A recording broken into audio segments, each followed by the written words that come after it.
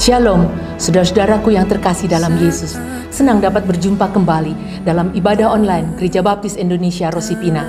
Bersyukur kepada Tuhan karena masih ada kesempatan bagi kita menikmati hadirat-Nya. Di luar sana banyak orang mengalami kesulitan, kekhawatiran, hilang pengharapan.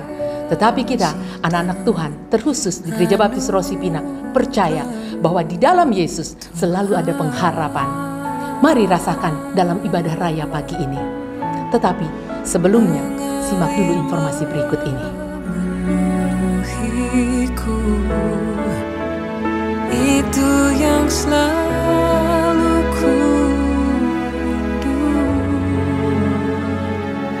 memuji menyembah-Mu, oh Tuhan.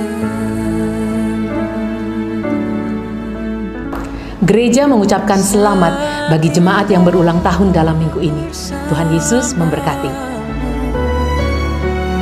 Itu yang selalu ku. Saya percaya sebagai anak Tuhan, kita selalu rindu untuk memberikan yang terbaik baginya, apapun kondisi dan keadaan yang kita alami. Oleh karenanya, bagi yang ingin mengembalikan ucapan syukur melalui persembahan dan persepuluhan, dapat mentransfer ke rekening di bawah ini. Dambaan hidupku, Kaulah satu. Demikian informasi yang dapat disampaikan. Selamat mengalami perjumpaan dengan Tuhan. Yesus dimuliakan. Lebih dari segalanya.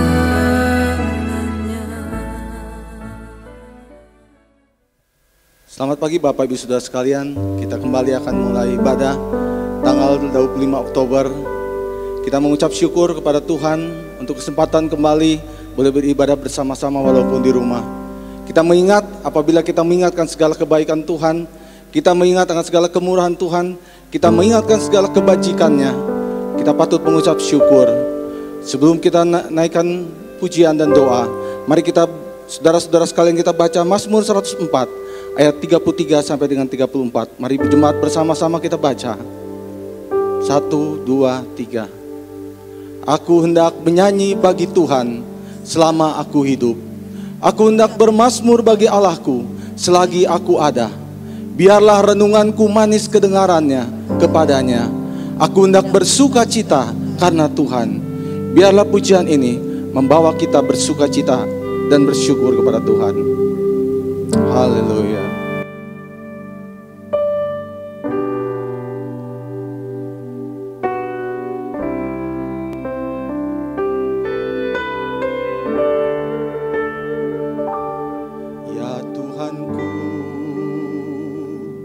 Aku hendak bernyanyi bagimu selama aku hidup, ya Allahku. Aku hendak bermazmur bagimu selagi ku ada.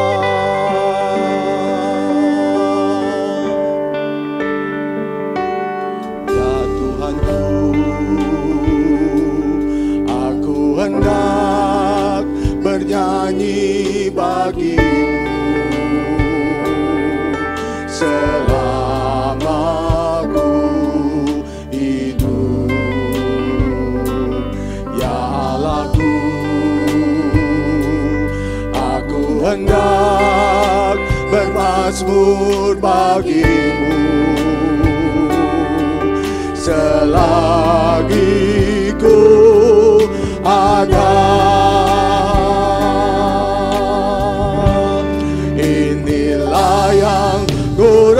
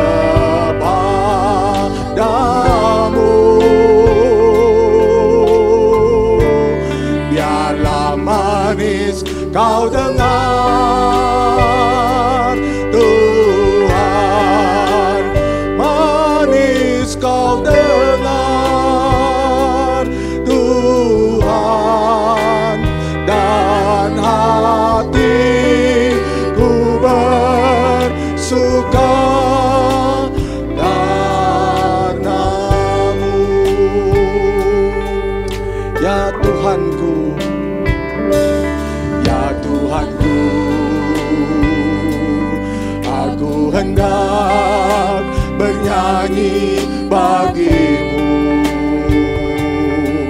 selama ku hidup, ya Allahku. Aku hendak bermazmur bagimu selagi ku ada. Inilah yang ku renungkan Tuhan, inilah yang ku renungkan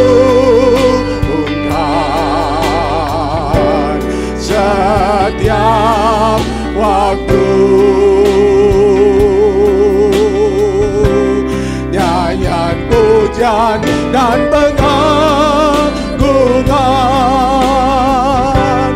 kepadamu.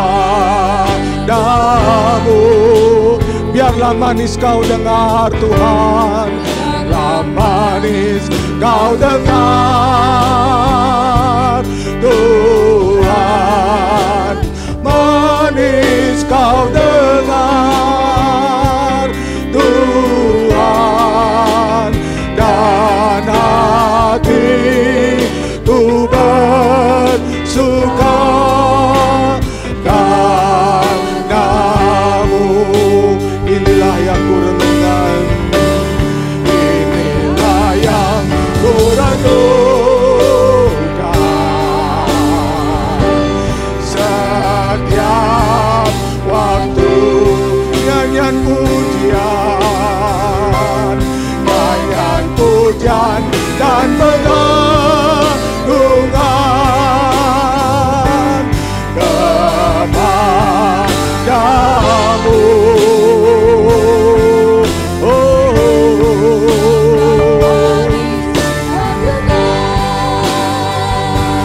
Tuhan, manis kau dengar Tuhan, dan hatiku bersuka padamu. Hati kami bersuka, hati kami bersuka padamu Tuhan, Allah yang setia. Puji bagimu Yesus, haleluya. Biarlah manis kau dengar Tuhan, Engkau Allah kami Yesus, haleluya. Haleluya Tuhan, haleluya, haleluya, haleluya, haleluya, haleluya.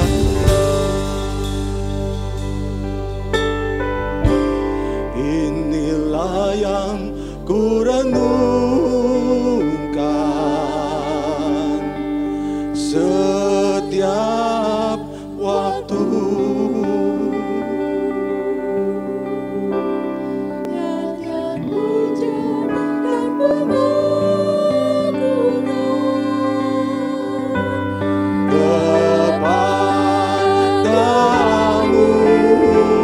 Biarlah manis kau dengar Tuhan, biarlah manis kau dengar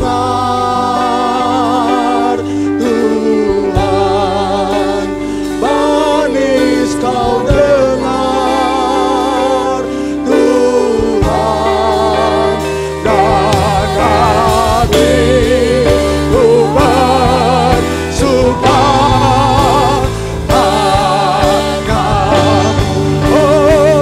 Inilah yang ku renungkan Tuhan, inilah yang ku renungkan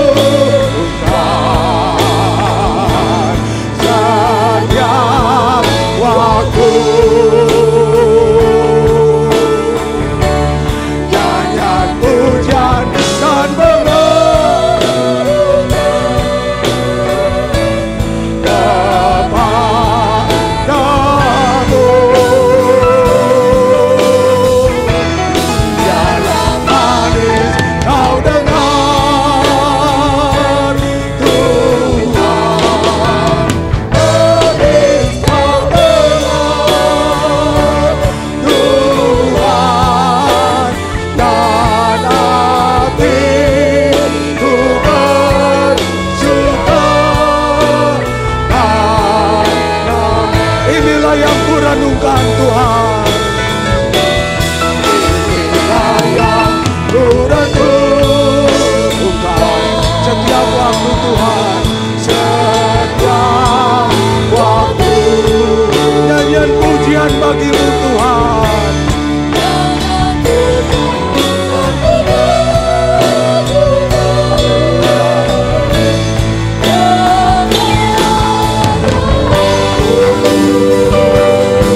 Biarlah manis Tuhan.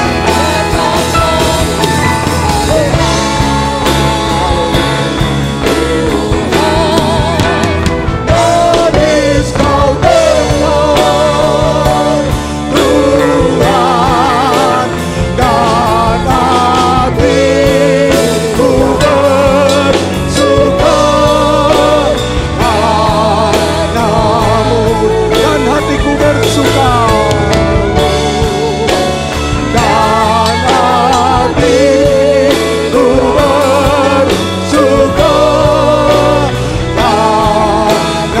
padamu, dan hatiku bersuka padamu. Hati kami bersuka kepadamu ya Tuhan. Hati kami bersyukur kepadamu ya Tuhan. Kami kagum akan Engkau Yesus. Kami muliakan Engkau Tuhan. Haleluya. Haleluya. Ku kagum hormat akan Engkau. Ku kagum hormat akan Engkau. Kau Allah yang layak dipuji. Ku kagum akan Engkau. And I stand.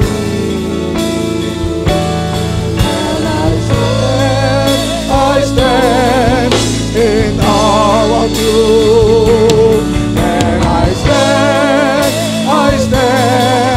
in awe of you. Only God knows all praise is due, and I stand in awe of, and I stand, and I stand, and I stand. I stand in awe of you, and I stand in awe of you. Only God knows all praise is due, and I stand in awe of you, and I stand in awe of you, and I stand in awe of you.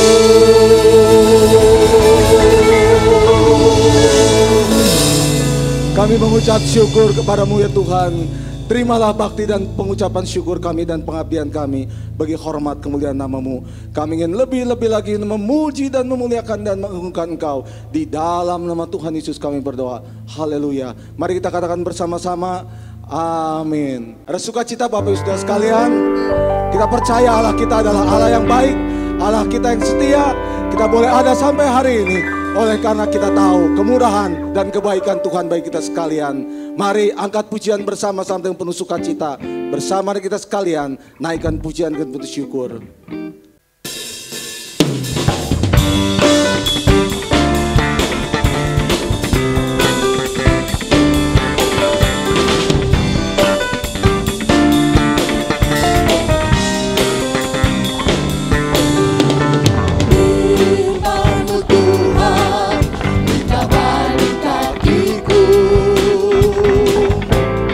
Janjimu terang bagi jalan-jalan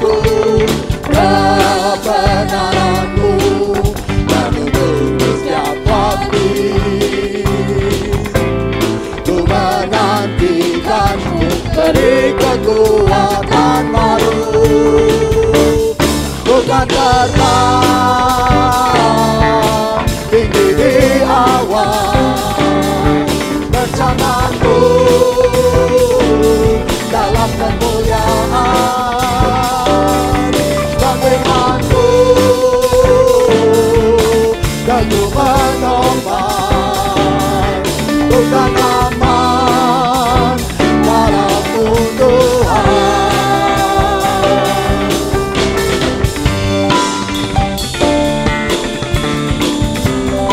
Firman Tuhan pelita bagi kakiku, janji-Mu terang bagi jalan-jalanku. Firman-Mu Tuhan pelita bagi kakiku, janji-Mu terang bagi jalan-jalanku. Kebenaran-Mu menuntunku setiap hari. Ku menantikan-Mu, beri kekuatan baru. Ku tak terbang tinggi awan bersama-Mu dalam kemuliaan. Firman-Mu teguh menopang, bukan aman dalam-Mu Tuhan. Jalanku di atas jalan-jalanku, rancangan-Mu melebihi rancanganku. Firman-Mu yang membebaskanku berjalan lebih tinggi, berjalan bersama-Mu. Bukan terbang tinggi di awan bersama-Mu dalam kemuliaan. Firman-Mu teguh menopang, bukan aman dalam-Mu Tuhan. Bukan terbang tinggi di awan bersama-Mu dalam kemuliaan. Firman-Mu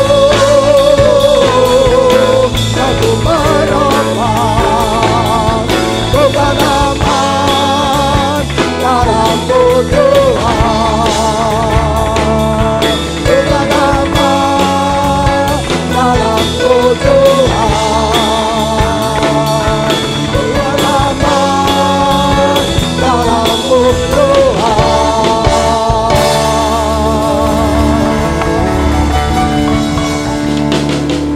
Amin.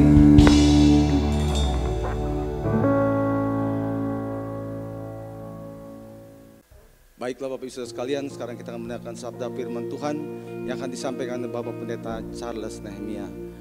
Kita percaya firman Tuhan akan memberkati kita sekalian. Sebuah lagu pujian yang mengatakan bahwa Tuhan kita adalah ajaib. Di tengah situasi yang sulit seperti saat ini, ada Allah yang memberikan sumber pengharapan bagi kita.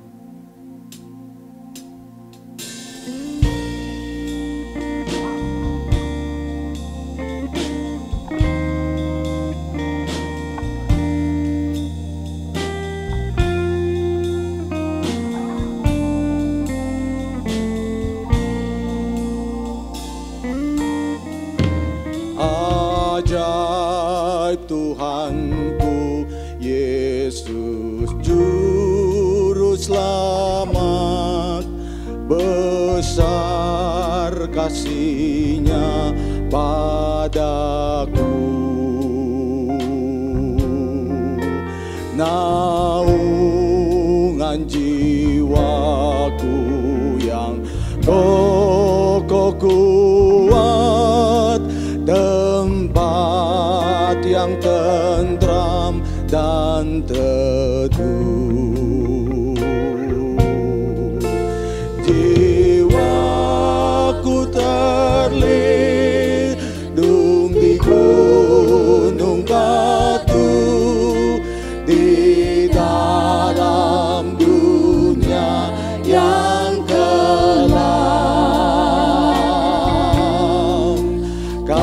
Kasih Tuhanku menaungi aku, hidupku aman dan tentram, hidupku aman dan tentram.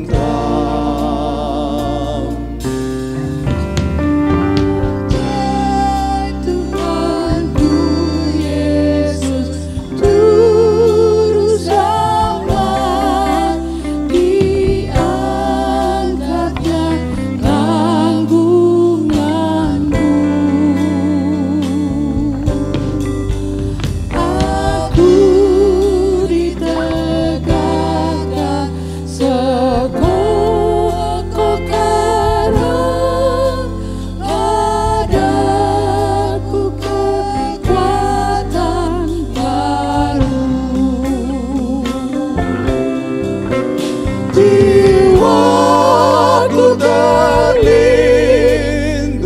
di gunung batu, di dalam dunia yang gelap. Kasih Tuhanku menaungi aku,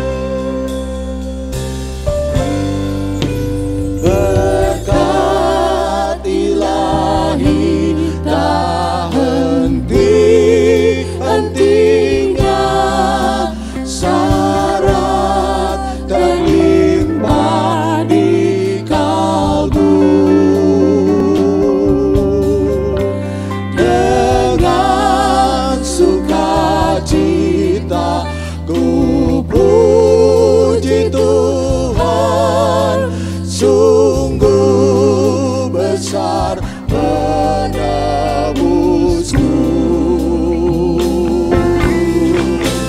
Jiwaku terlindung di gunung batu, di dalam dunia yang gelap.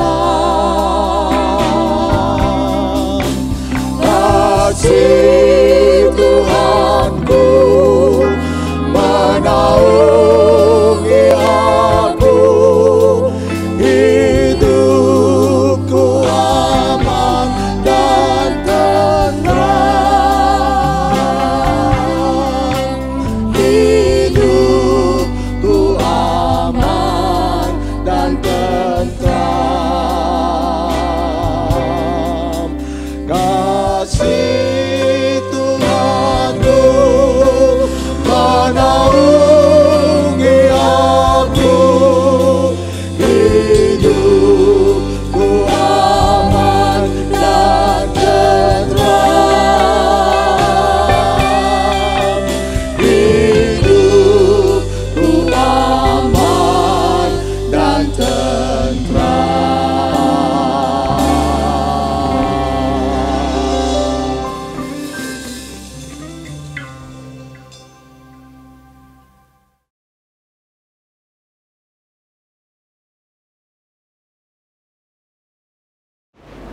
Puji Tuhan, kita akan bersama-sama masuk dalam kebenaran firman Tuhan. Kita akan berdoa.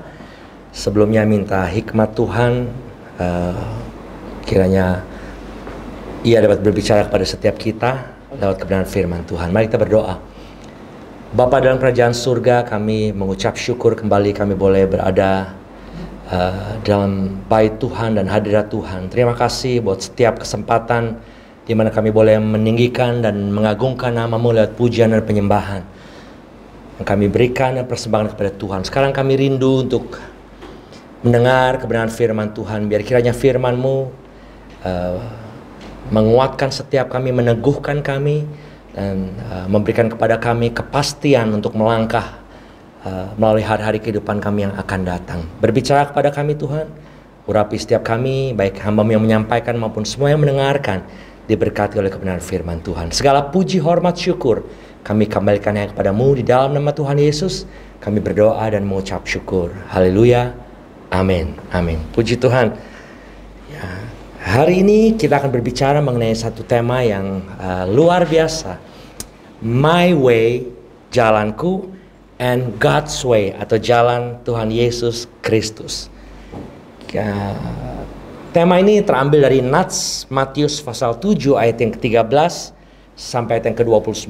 Saudara sekalian, Nats kita hari ini merupakan 4 section terakhir dalam rangkaian khotbah Yesus di bukit Sermon on the Mount. Dan ini merupakan 4 section atau pengajaran yang Yesus sampaikan, pengajaran terakhir yang Yesus sampaikan kepada murid-muridnya. Ada beberapa points yang ada dalam perikop-perikop ini. Ya. Ayat ke-13 sampai 14 berbicara tentang 2 pintu dan 2 jalan. Jalan yang sesak ya, dan jalan yang lebar. Ayat 15 sampai 20 berbicara tentang 2 nabi. Nabi yang benar dan yang palsu. Yang diumpamakan dengan pohon dan buah yang baik. Ayat 21 sampai 23 berbicara tentang 2 murid. Murid yang benar dan murid yang palsu. Ayat 24 sampai 27 berbicara tentang 2 sifat. Orang yang bijaksana dan orang yang bodoh, yang diumpamakan seperti orang yang membangun rumah di atas pasir dan batu. Menarik sekali karena keempat perikop ini berbicara tentang pilihan atau choices. Waktu saya merenungkan perikop-perikop ini, saya berpikir bahwa sebetulnya dalam hidup kita ini selalu diperhadapkan pada pilihan. Bahkan dari kita lahir sampai nanti pada waktu kita menutup mata di bumi ini, kita akan selalu diperhadapkan pada pilihan. Contohnya sejak lahir, mau lahir di mana nih? Di rumah sakit atau di klinik? Dalam negeri atau di luar negeri? Mau minum susu? Susu apa? Susu kaleng, mereknya apa? Atau susu ASI dan sebagainya. Mau sekolah di mana setelah kita tumbuh? Mau sekolah negeri atau sekolah swasta? Mau sekolah bagian apa? Mau jadi apa? Dan biasanya pilihan-pilihan dalam hidup ini memiliki bobot atau tingkat yang berbeda. Dari yang ringan, ya, seperti misalnya hari ini mau makan apa, ya, mau makan di mana, ya. Yang menengah, mau tinggal di mana nih, mau cari kerja bagian apa, atau pilihan yang cukup berat, misalnya mau menikah umur berapa, menikah dengan siapa, mau kerja atau mau wira swasta. Jadi hidup kita senantiasa diperhadapkan pada pilihan-pilihan. Bahkan waktu kita memikirkan tentang kematian, maka kita mau merencanakan nanti setelah kita mati mau disemayamkan di mana ya? Di rumah duka heaven, grand heaven, Carolus dan sebagainya. Terus seperti itu. Hidup penuh dengan pilihan. Namun Yesus mengajarkan suatu pengajaran yang sangat penting. Dan mungkin yang paling penting untuk kita pada hari ini. Agar kita dapat menentukan pilihan dalam kehidupan kita yang sekarang. Yang akan berdampak sampai kepada akhir kehidupan kita. Bahkan setelah akhir hidup kita. Dan pilihan yang dimaksud adalah pilihan yang esensial dan fundamental, penting dan mendasar. Kenapa? Karena pilihan ini akan menentukan kehidupan kita yang sekarang dan terutama kehidupan yang akan datang. Yang orang sering sebut life after death, kehidupan setelah kematian atau the afterlife, yang kalau di bahasa Indonesia kan artinya akhirat. Tahukah saudara sekalian, dalam sebuah agama, baik yang disebut dengan monotheistic religion, satu Allah, maupun agama yang mengajarkan polytheistic religion atau banyak Allah, semuanya mengatakan bahwa untuk mencapai keselamatan, mereka mengatakan berbagai pandangannya. Ada yang berkata untuk bisa selamat itu dengan pengakuan dan pertobatan. Ada juga dengan berdoa dan belajar. Ada lagi yang dengan perbuatan baik. Ada lagi yang juga percaya dengan hukum karma. Tetapi yang menarik adalah pandangan agama-agama ini tentang the afterlife atau akhirat. Ada yang percaya dengan reinkarnasi, tetapi banyak kepercayaan baik yang monoteistik maupun politeistik, sangat percaya tentang adanya surga dan neraka, heaven and hell. Wah, menarik. Apa sih surga itu? KBBI mencatat bahwa surga adalah alam akhirat yang membahagiakan roh manusia yang hendak tinggal di dalamnya, dalam keabadian. Nah, neraka di sisi lain adalah alam akhirat, tempat orang kafir dan orang durhaka mengalami siksaan dan kesengsaraan. Nah, berdasarkan pengertian keduanya antara surga dan neraka ini, kalau secara akal sehat, semua orang pasti ingin berada di alam akhirat yang mana? Tentu yang surga, bukan? Pasti ke surga. Dan ini pilihan yang pasti kita ambil. Namun, untuk kita bisa pasti masuk ke surga, kita harus menentukan pilihan kita di dunia ini. Dan inti dari pengajaran Yesus pada ajaran dia yang terakhir di dalam khotbah di bukit, bagian pengajaran Yesus Sermon on the Mount di Matius pasal 7 ini, dalam rangkaian khotbah ini memberikan kita sebuah keputusan untuk memilih, choices untuk menentukan the afterlife, yang dalam bahasa Indonesia akhirat ini, tetapi saya suka menyebutnya pilihan untuk kehidupan setelah kematian. Nah, untuk itu saya rangkum keempat perikop terakhir dalam Matius pasal 7 ini ke dalam dua pertanyaan. Yang pertama, apa yang menjadi pedoman pegangan hidup kita? Dan yang kedua, siapa yang menjadi pedoman atau pegangan hidup kita? Kedua pertanyaan ini akan membantu kita dalam menentukan pilihan dalam hidup kita.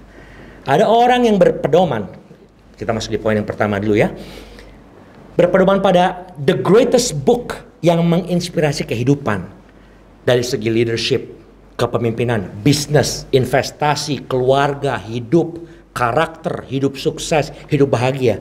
Namun ada juga orang yang masih mencari buku pedoman apa yang baik ya untuk mengatasi tantangan kehidupan, yang untuk memberikan kepada dia satu kekuatan dan kemampuan untuk berpikir untuk mengatasi segala problem yang ada. Dan hari ini saya akan mengatakan dengan penuh keyakinan dan percaya bahwa satu-satunya buku pedoman terbaik, terpercaya, terhebat, terkuat, terlaris, terbesar, teramat sangat luar biasa, yang tak akan terkalahkan oleh apapun di dunia ini adalah Alkitab atau the Holy Bible.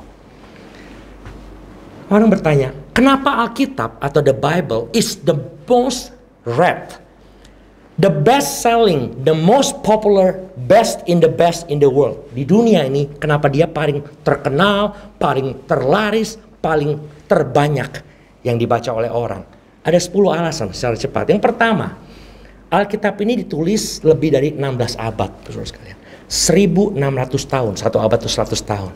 Yang kedua, Alkitab ini ditulis oleh berbagai penulis dengan latar belakang yang sangat beragam, profesi yang sangat berbeda, dan tingkat pendidikan yang berbeda juga. Mulai dari raja, ada dokter, ada nabi, ada pelayan, ada pendeta, ada nelayan, ada penyair, ada penasehat, ada gembala, shepherd, ada petinggi negara atau statesman, dan sebagainya. Yang ketiga, Alkitab ini diterjemahkan ke dalam lebih dari 3.000 bahasa dan menjangkau kira-kira 90% lebih dari populasi di dunia. Yang keempat, Alkitab merupakan the best selling book sepanjang sejarah, buku terlaris. Tahun 2014 tercatat bahwa 5 miliar Alkitab terjual. Belum lagi banyak yang dibagikan secara cuma-cuma dan gratis. Di Amerika Serikat sendiri, lebih dari 170.000 Alkitab yang kalau tidak dijual, ya dibagikan secara gratis oleh satu kelompok yang bernama The Gideons. Dan ada beberapa organisasi lainnya. Yang kelima, Alkitab dikatakan the best selling book karena merupakan satu-satunya buku di dunia yang dibaca oleh berbagai kalangan dan tingkatan manusia. Baik ras, suku bangsa, warna kulit, usia, tingkat ekonomi, pendidikan, IQ, dan sebagainya. Yang keenam, Alkitab merupakan buku kontroversial dari zaman dahulu kala sampai hari ini, dan masih terus digali dan diteliti untuk dicoba dipelajari, dimengerti, dan ditafsirkan bahkan sejak ribuan tahun yang lalu. Ketujuh, Alkitab merupakan buku yang paling banyak disukai orang, namun juga at the same time buku yang paling dibenci banyak orang sepanjang sejarah. Banyak orang yang kehilangan nyawanya karena buku ini. dan karena memiliki buku ini. Tetapi banyak juga orang yang hidup dan tidak jadi mati karena buku ini. Banyak raja dan pemerintah yang mencoba memusnahkan buku ini, namun buku ini tetap saja ada dan hidup. Bahkan terus multiplied, berlipat kali ganda pertambahan jumlahnya. Yang kedelapan, Alkitab terbukti tepat, akurat, dan benar secara penemuan sejarah, tempat, kronologis, dan bukti-bukti autentik yang ada. 9. Alkitab menjadi sumber jawaban hidup, off the chart genius book. Karena Alkitab sanggup menjawab banyak pertanyaan manusia dalam banyak hal, terutama tentang hidup. Siapa kita? Dari mana kita? Apa arti hidup? Bagaimana kita harus hidup? Dan apa yang terjadi setelah kita mati? Dan pertanyaan yang selalu banyak ditanyakan orang. Is there a God? Apakah ada Tuhan? Alkitab menjawab seluruh pertanyaan ini. Dan yang terakhir, kenapa Alkitab dikatakan it's the best selling book? Karena waktu kita membaca Alkitab ini, kita akan mendapat pengertian tentang siapa pencipta dunia ini, apa yang sedang ia kerjakan, dan apa yang akan ia lakukan. Kita tahu sekarang ada yang disebut the voice assistant technology, seperti Siri, ya, Apple based, Alexa by Amazon, Google. Saya ada Alexa application, ada Alexa VAT di rumah saya. Kalau saya panggil Alexa, saya tanya, dia bisa jawab. Tapi ada pertanyaan yang dia nggak bisa jawab, especially terutama pertanyaan yang belum terjadi. Misalnya, siapa Presiden Amerika Serikat yang akan terpilih November tanggal 3 nanti? Dia nggak bisa menjawab, saudara sekalian. Tetapi the Bible, ya, it's not only talking about the past atau tahu tentang masa lampau. It knows the past, it knows the present, and it knows the future. Past, present, and future book mengalahkan all knowledge and technology yang ada di muka bumi ini. Semua ada di dalamnya. Dan inilah yang menjadi alasan kita untuk memilih kitab suci Alkitab, the Holy Bible, sebagai pedoman, pegangan, dan pilihan hidup kita. Hands down, heads up, all thumbs up untuk Alkitab yang menjadi satu-satunya pedoman hidup ini. It's the best of the best book. Oleh sebab itu, why settle for less? Mengapa cari yang kedua atau yang ketiga, second or the third best? Nggak salah sih kita membaca buku-buku yang lain. Tetapi saya ingin ingatkan hari ini bahwa number one read book yang harus kita baca, nomor satu buku yang harus kita baca, prioritas kita jadikan prioritas setiap harinya adalah Alkitab, kebenaran firman Tuhan sebagai sumber yang utama dalam bacaan kita sehari-hari haruslah Alkitab. Jadi untuk menjawab pertanyaan pertama, the best selling book, the best trustable book, buku pedoman yang paling hebat, luar biasa dalam hidup ini adalah Alkitab atau the Holy Bible. Poin yang kedua, menjawab pertanyaan tadi. Kalau tadi apa yang menjadi pedoman dalam hidup kita, sekarang pertanyaan kedua, siapa yang menjadi panutan dalam hidup kita? Ada yang memandang atau look up kepada orang yang memandang atau look up kepada pribadi atau tokoh yang menginspirasi kehidupan kita. Mungkin dari segi kesuksesannya, kebahagiaannya, kesehatan, dan sebagainya. Atau banyak orang yang mencari benchmark atau contoh hidup orang yang seharusnya kita tiru atau kita ikuti. Nah, untuk menjawab pertanyaan kedua ini, yang menjadi pilihan dalam hidup kita sebagai pribadi yang harus kita jadikan inspirasi, jadikan pedoman dan panutan dalam hidup kita, tentunya sehubungan dengan pertanyaan yang pertama. Karena ini buku yang terhebat di seluruh dunia, maka harusnya pribadi yang harus menjadi panutan kita adalah sang penulis buku itu, bukan? Pribadi yang menginspirasi buku pedoman yang terbaik di poin yang pertama tadi. Pribadi yang menginspirasi penulisan Alkitab ini. Siapa dia? Yohanes pasal 1 ayat 1-3 katakan, pada mulanya adalah firman. Firman itu bersama-sama dengan Allah, dan firman itu adalah Allah. Ia pada mulanya bersama-sama dengan Allah. Segala sesuatu dijadikan oleh Dia, dan tanpa Dia tidak ada sesuatu pun yang telah jadi dari segala yang telah dijadikan. Satu ayat lagi, Lukas 24 ayat 44 katakan, Yesus berkata kepada murid-muridnya, Inilah perkataanku yang telah kukatakan kepadamu ketika aku masih bersama-sama dengan kamu, yakni bahwa harus digenapi semua yang ada tertulis tentang aku dalam kitab Taurat Musa dan kitab Nabi-Nabi dan kitab Mazmur. Jawabannya, pribadi yang harus jadi panutan dalam kehidupan kita adalah Allah sendiri yang mengilhami semua isi kebenaran Alkitab tersebut. Kembali lagi sekarang kepada pilihan hidup, karena kita masih bicara tentang pilihan hidup di afterlife. Setelah kita memilih surga, destinasi kita, tahu tentang pedoman hidup kita, siapa yang menjadi panutan hidup kita, lalu kembali kita diperhadapkan pada pertanyaan. Oke, kita tahu pedomannya, kita tahu pribadinya, kita tahu kita mau ke surga. Kembali kepada pertanyaan, which is the way to heaven?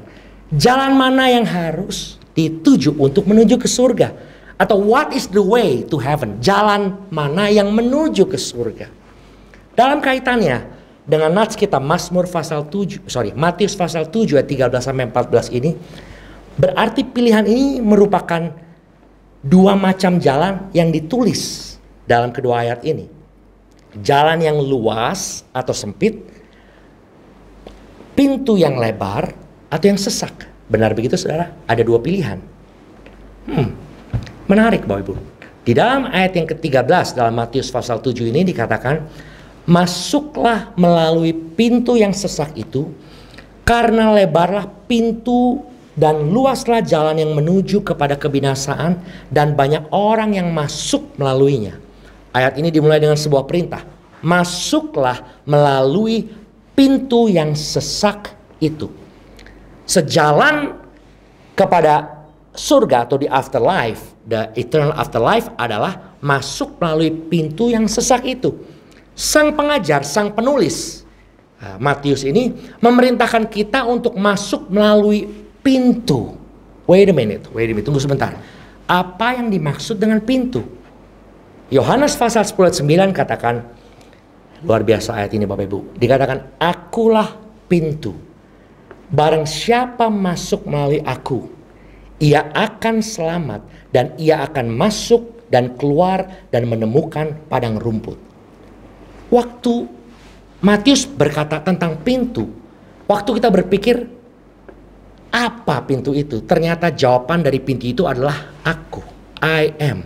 Berarti pintu itu bukan sebuah benda, tetapi pintu adalah sebuah pribadi. Oh, kalau begitu pertanyaan which is the way to heaven, what is the way to heaven, sebetulnya tidak terlalu tepat.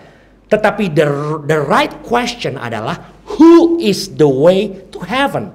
Siapa yang dapat membawa kita menuju ke surga? Ini berbicara mengenai pribadi yang merupakan pintu, pribadi yang merupakan jalan, pribadi yang merupakan kunci kepada kehidupan kekal, yaitu surga. Dan pribadi tersebut adalah seperti Yohanes pasal 14 ayat 6 katakan, akulah jalan dan kebenaran dan hidup. Ini kata Yesus.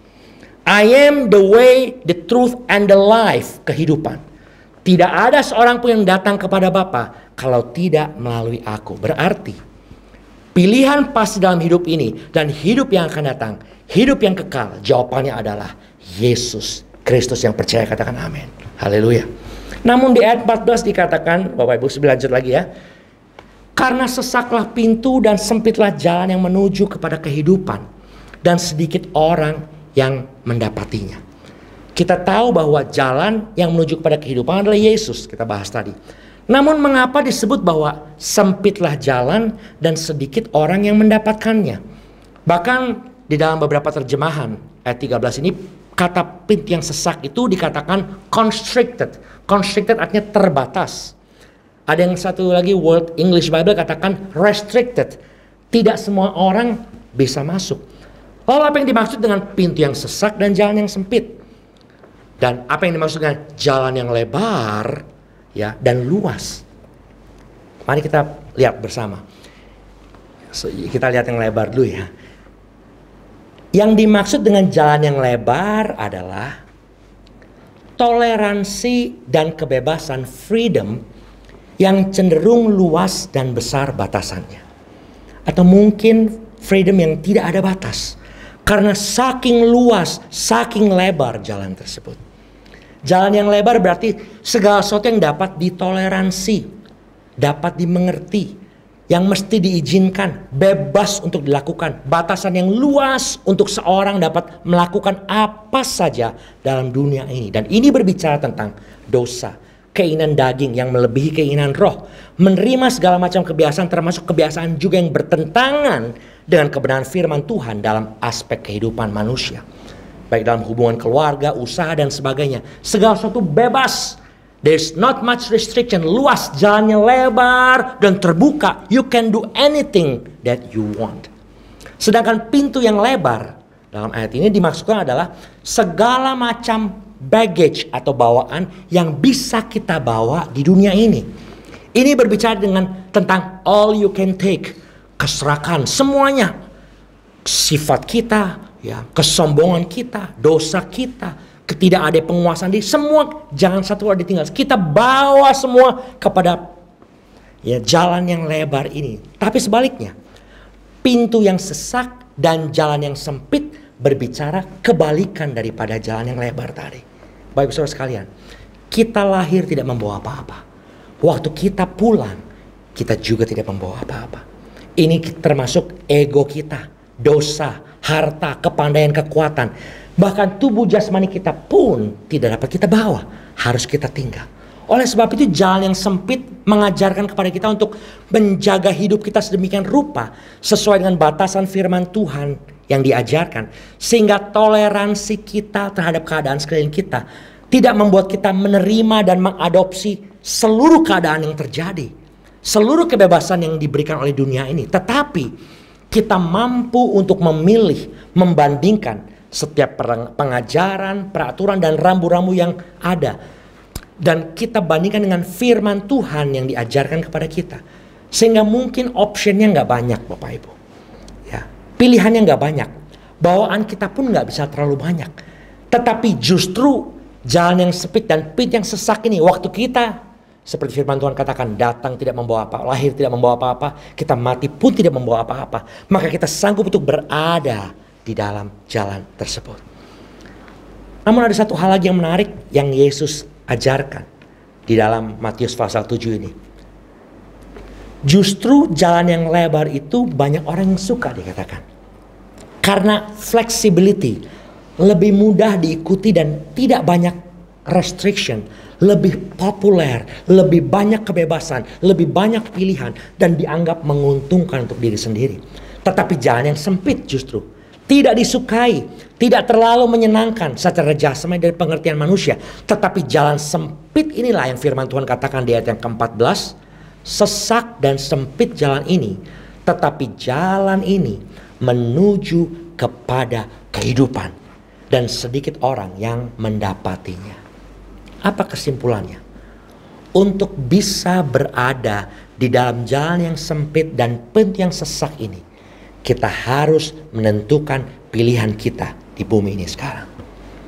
Percaya dan menerima Tuhan Yesus sebagai satu-satunya Tuhan dan Juru Selamat. Dan menjadikan Alkitab sebagai pedoman hidup kita. Maka kita akan mendapati jalan yang sempit dan masuk melalui pintu yang sesak itu. Sekarang kita akan masuk dalam pembahasan tentang tema hari ini. My way, jalanku, dan jalan Kristus.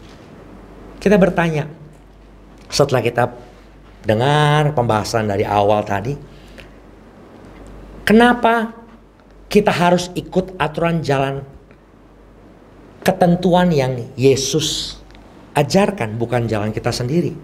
Well, jawabannya simple Bapak Ibu. Karena firman Tuhan, Alkitab yang katakan, itu yang Yesus ajarkan. Ya, semua orang yang mengikut aku harus menyangkal diri, memikul salib setiap hari dan mengikut aku. Jadi seharusnya waktu kita putuskan bahwa pedoman kita dalam hidup adalah firman Tuhan, panutan hidup kita adalah Tuhan Yesus, dan kita mau ke surga, waktu kita percaya kepada Dia sepenuhnya, menerima sebagai Tuhan dan Juru Selamat, maka harusnya it's no longer my way. Bukan lagi jalan saya, bukan lagi jalan orang, tetapi jalan Kristus yang harus kita jalani dan lakukan dalam kehidupan kita. Nah, dalam aplikasi kehidupan kita, saya menemukan bahwa jalan Kristus dan jalan saya sendiri itu sangat berbeda. Jalan kita sendiri manusia sangat jauh berbeda dengan jalan Yesus Kristus. Apa contohnya atau apa alasannya? Hanya dua saja hari ini saya ingin sampaikan. Yang pertama, kalau jalan saya, jalanku ini, setiap jalan yang manusia ambil atau tentukan sendiri tidak akan memberikan kepuasan dalam hidup.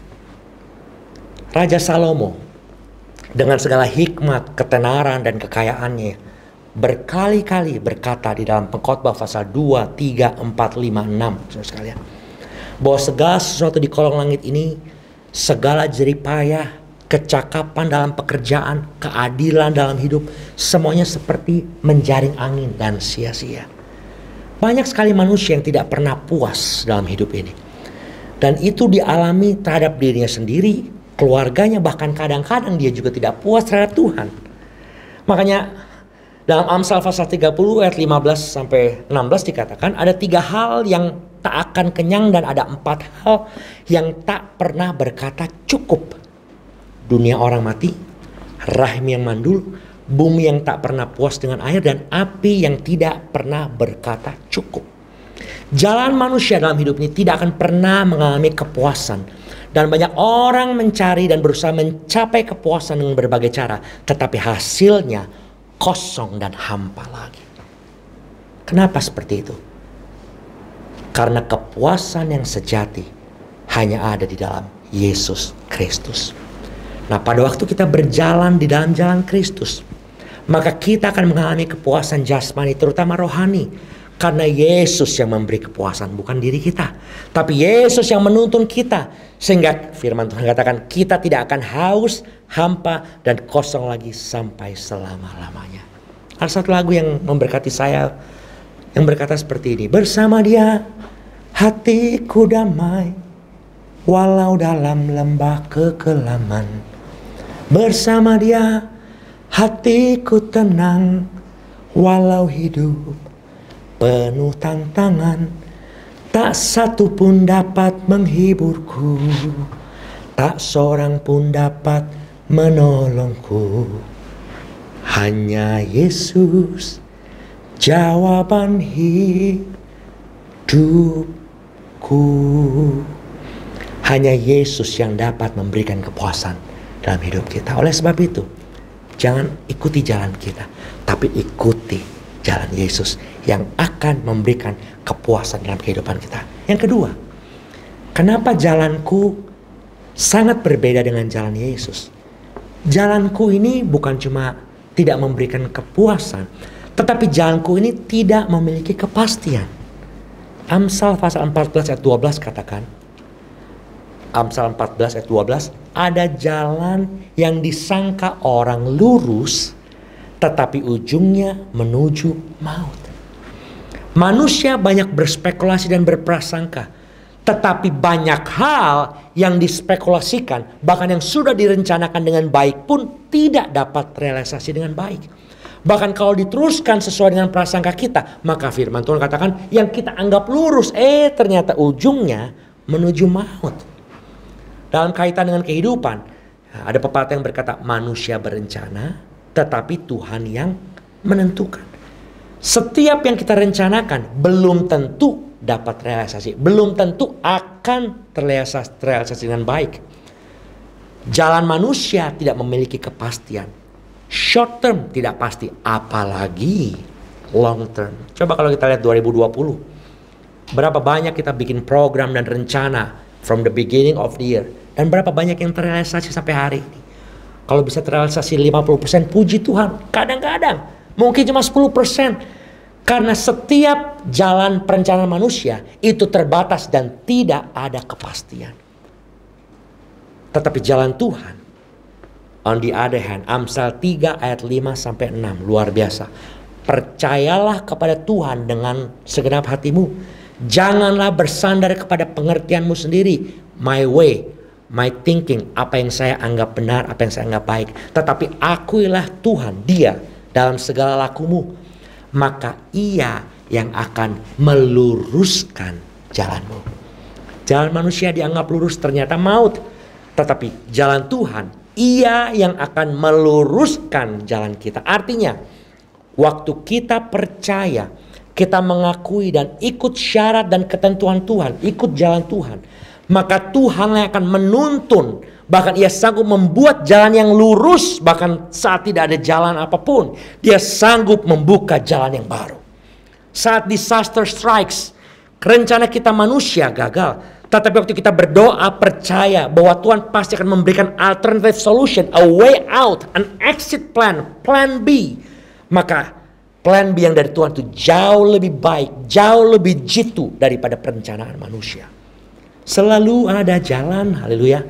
Saat seakan tiada jalan, lagu itu katakan, biarlah ku hidup selalu di jalan yang kau tunjukkan kepadaku. Kalau kita tahu ujung-ujungnya kita pasti menang, untuk apa kita khawatir dan cemas menghadapi pertempuran di depan kita?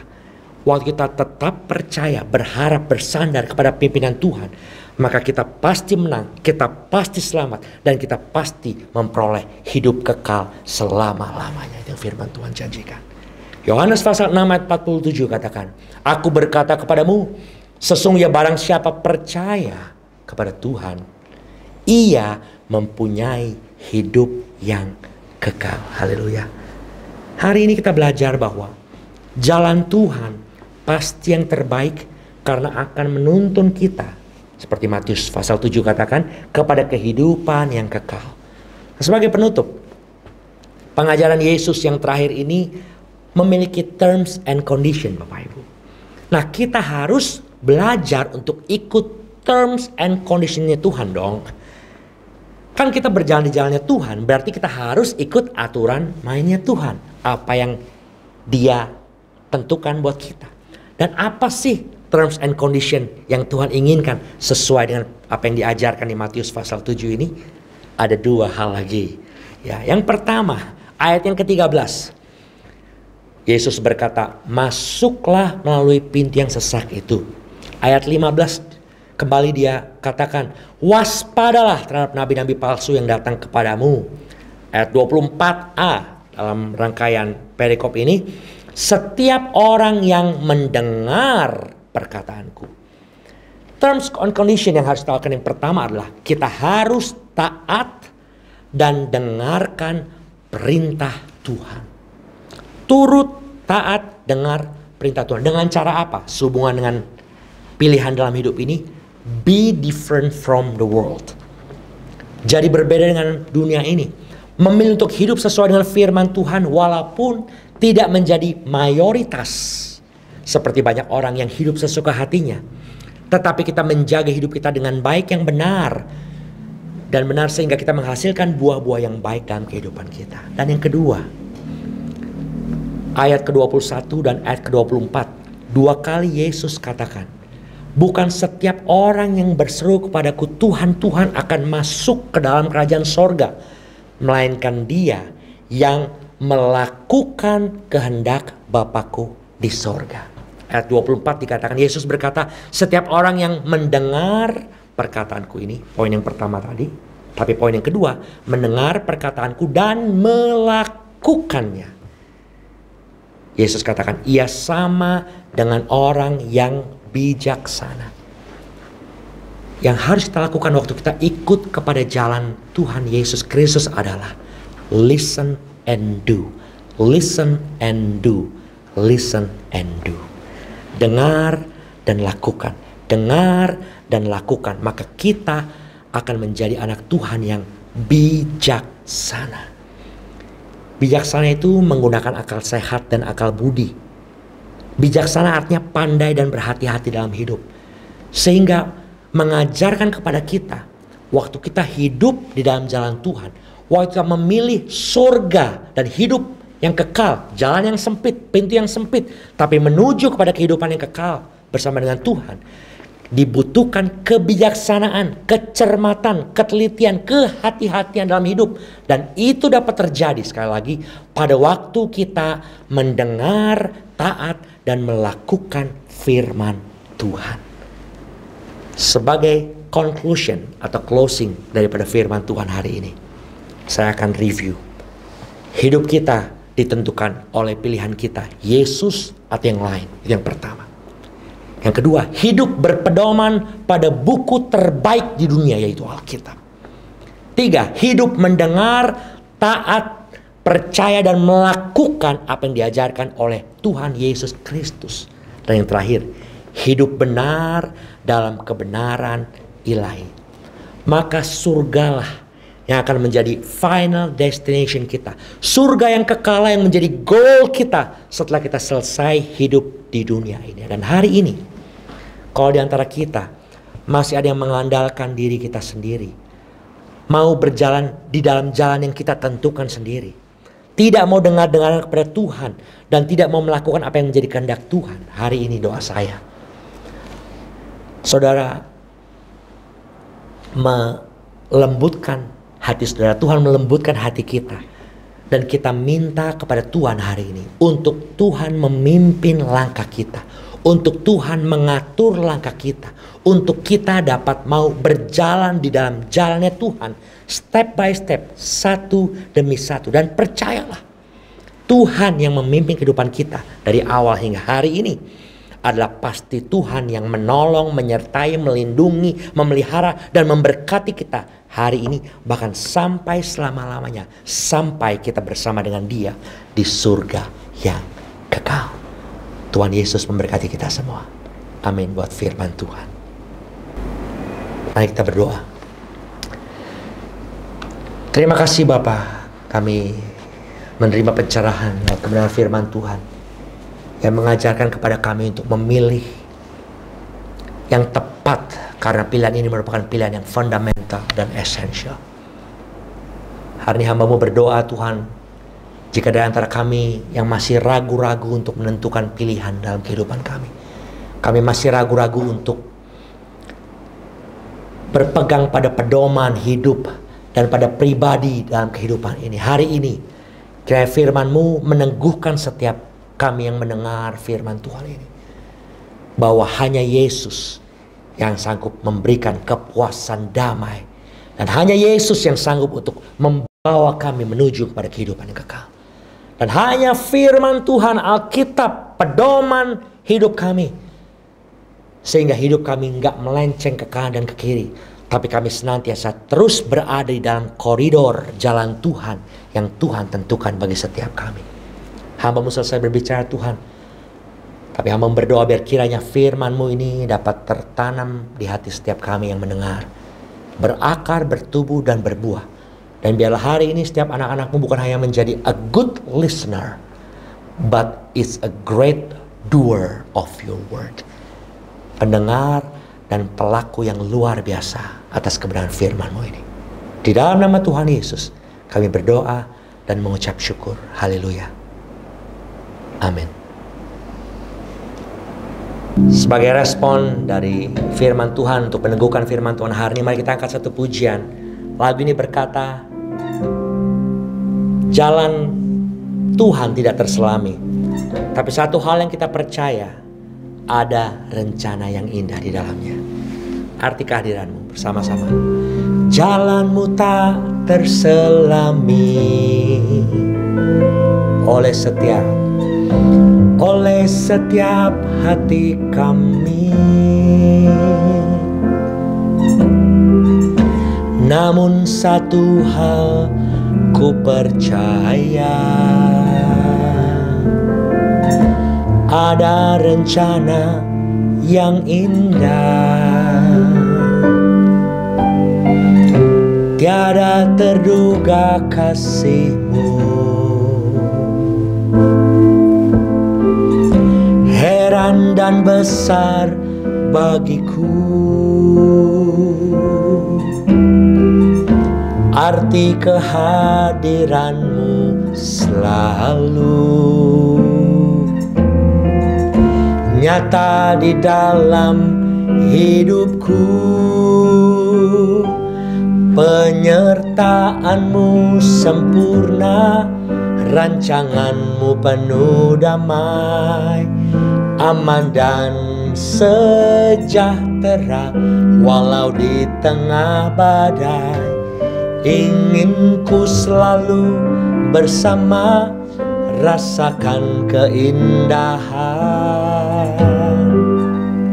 Arti kehadiran-Mu Tuhan, arti kehadiran-Mu, arti kehadiran-Mu Tuhan, arti kehadiran-Mu Tuhan.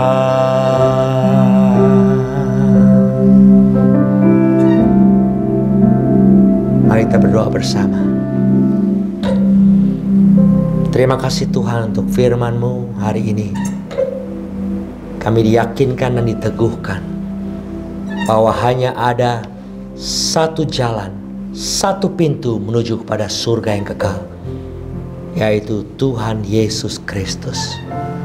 Hari ini Tuhan, tidak ada lagi pedoman yang terbaik, yang lebih baik daripada kebenaran firman Tuhan, Alkitab yang menjadi pegangan hidup kami. Tidak ada lagi panutan yang lebih berharga, lebih mulia, lebih benar daripada Tuhan Yesus Kristus. Dan hari ini Tuhan, kami belajar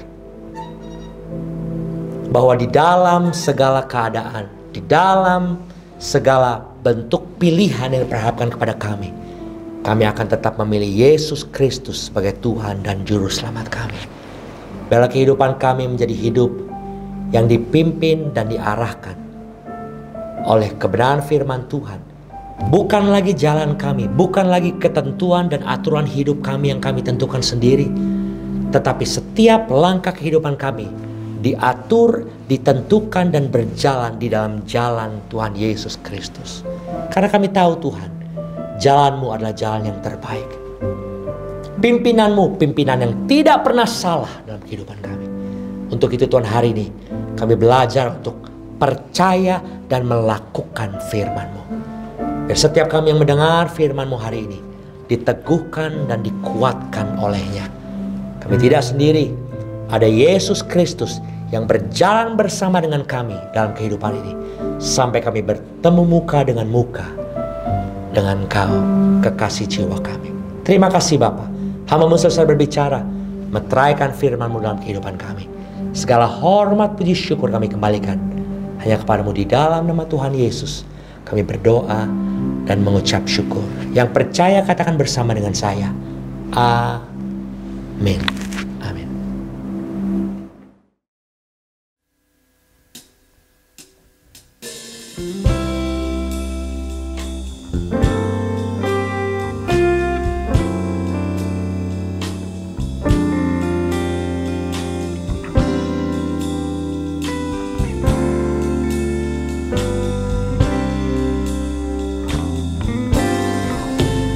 I'd rather have Jesus than silver or gold. I'd rather be His than have riches untold. I'd rather have Jesus than houses or land.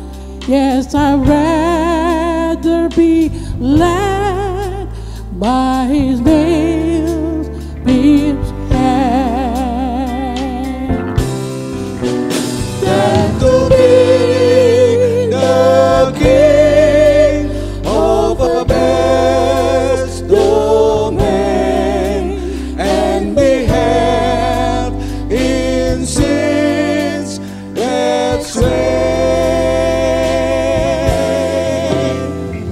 I'd rather have Jesus than anything this world affords today.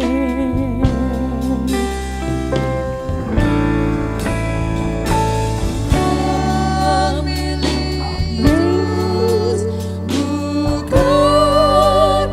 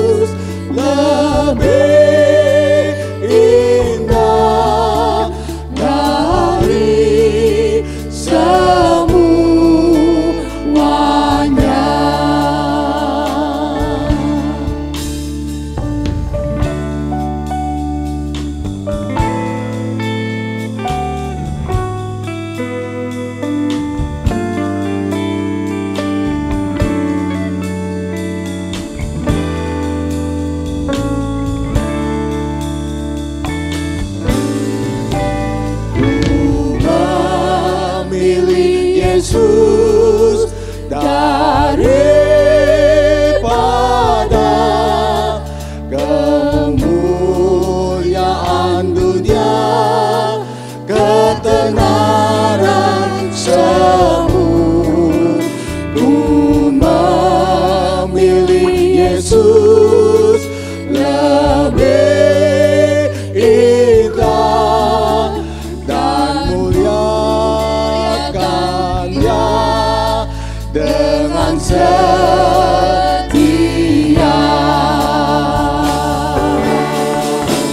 Ku tak mau jadi raja penguasa, namun di belenggu dosa. Ku memilih Yesus lebih indah dari semuanya.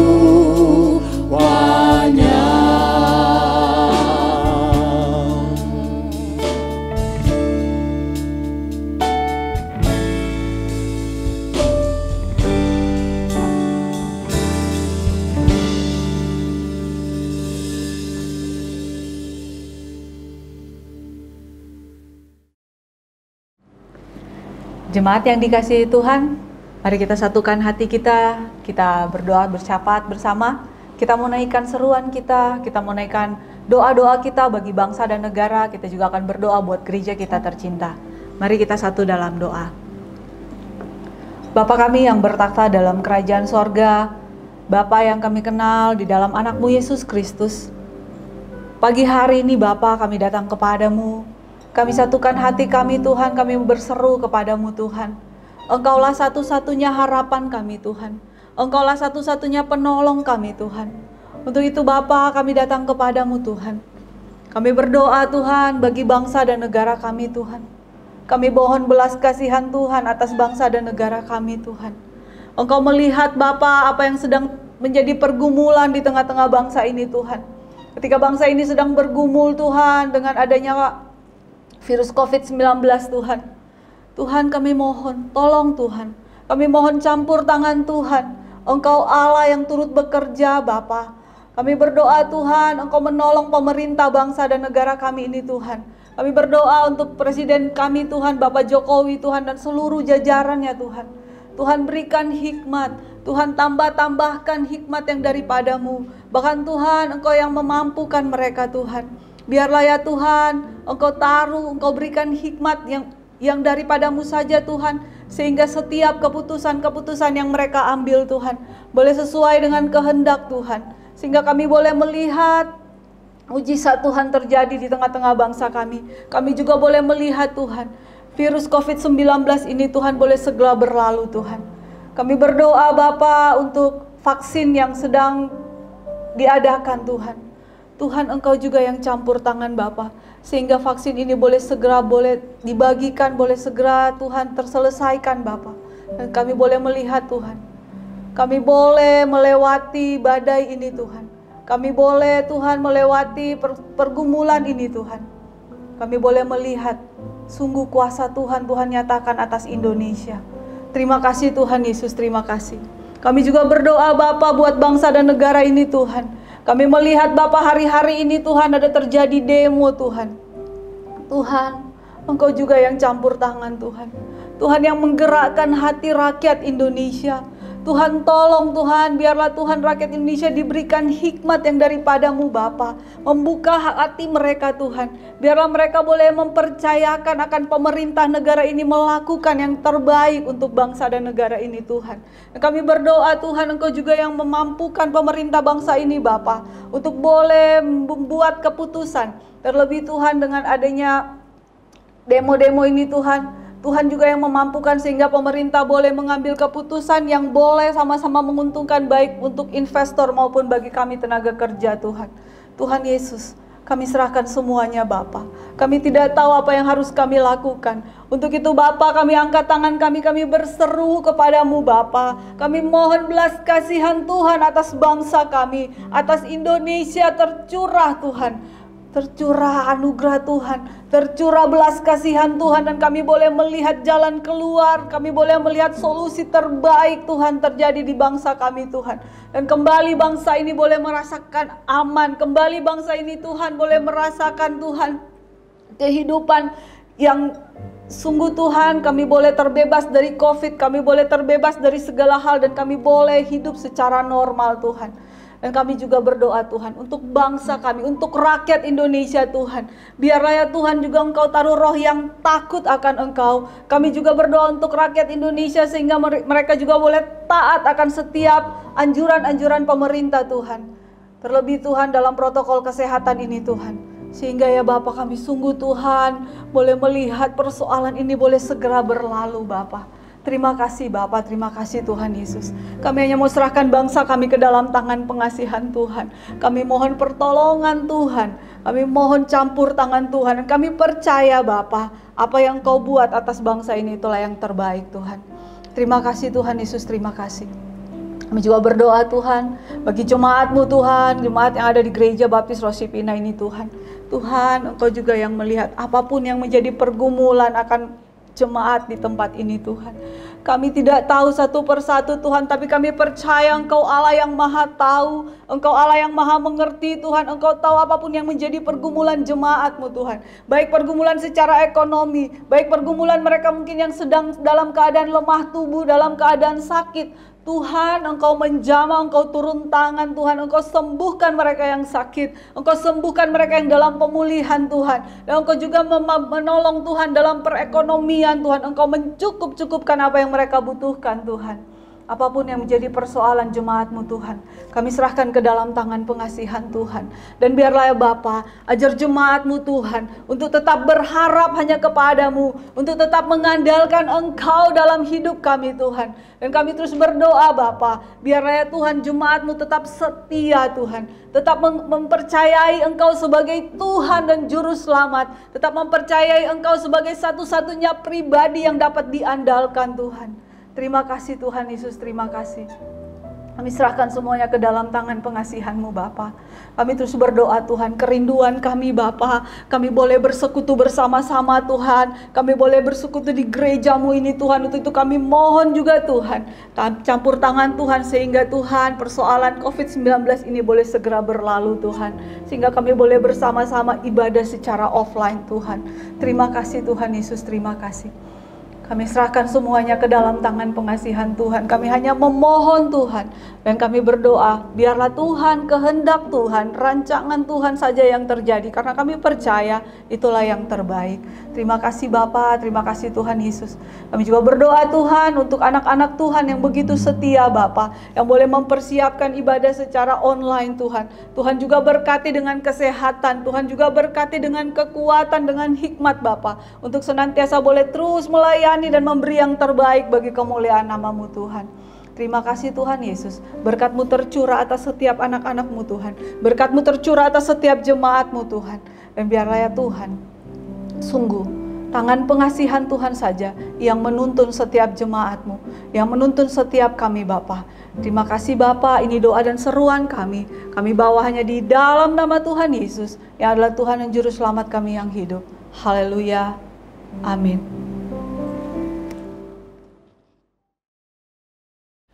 Puji Tuhan, kita tiba di penghujung ibadah kita. Mari saya jemput kita semua bangkit berdiri dimanapun kita berada. Kita akan arahkan hati kita, angkat tangan kita, dan kita akan menerima berkat Tuhan. Sekarang terimalah berkat yang sempurna dari Allah Bapa, cinta kasih dari Tuhan Yesus Kristus, dan di dalam persekutuan dengan Roh Kudus boleh menjadi bagian dari kehidupan Bapak, Ibu, dan saya mulai hari ini sampai selama-lamanya. Di dalam nama Tuhan Yesus Kristus kami berdoa, mengucap syukur dan menerima berkat Tuhan. Yang percaya katakan bersama dengan saya, amin. Tuhan Yesus memberkati. Terima kasih Yesus.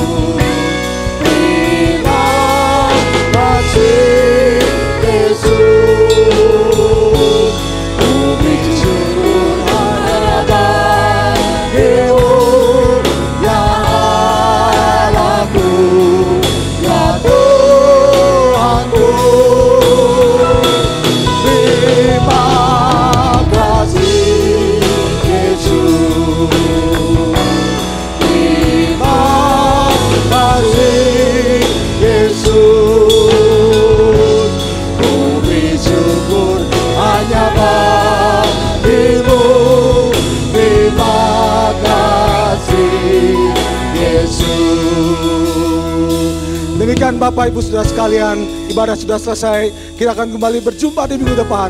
Biar Tuhan Yesus selalu memberkati Bapak Ibu Saudara sekalian.